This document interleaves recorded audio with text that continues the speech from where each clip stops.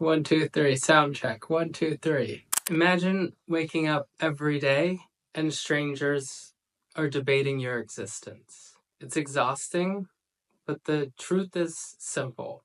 Trans people are people, just like everyone else.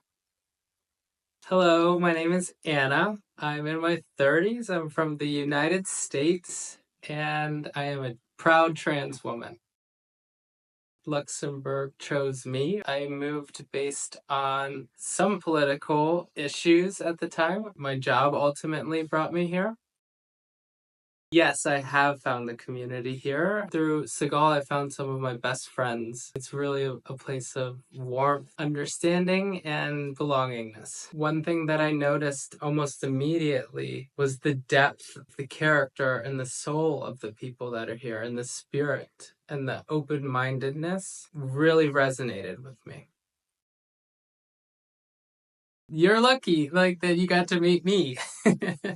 I'm excited to be someone's first trans person that they meet. But there's also a weight with that because I have a responsibility to my community that they see me as a person that's productive, a person that pays their taxes, as a person that they can grab coffee with, as a person that they can engage in conversation with, a person that they can call their friend, a person that won't judge them. So I'm always excited when someone tells me that I'm the first trans person that they met, because I know that's one more person that's going to be better informed of what a trans person can look like in society.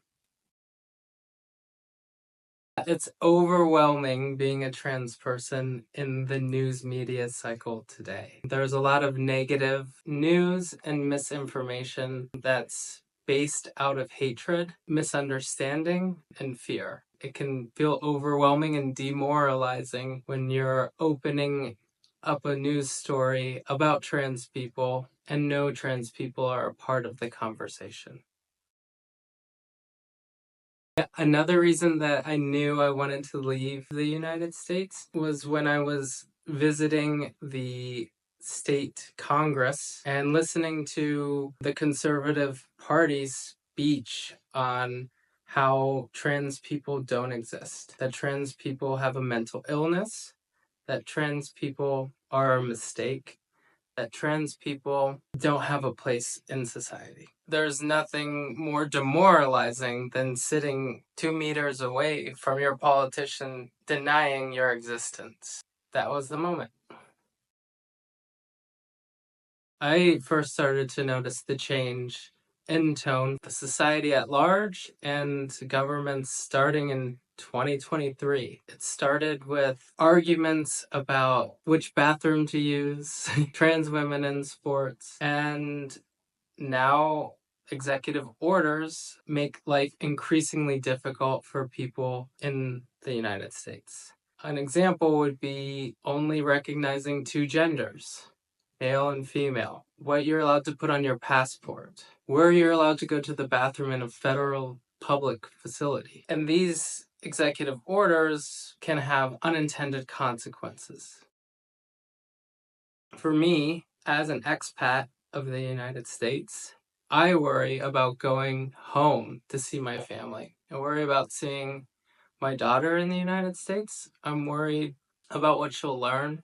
I'm worried that when I get to the border at the airport, that I'll be detained because my gender marker on my passport doesn't match my sex assigned at birth. While we're a very small percentage of the overall population, we're being targeted unfairly in the highest law of the land in the United States. And our identities are being erased in front of our eyes. And no one seems to be able to stop it.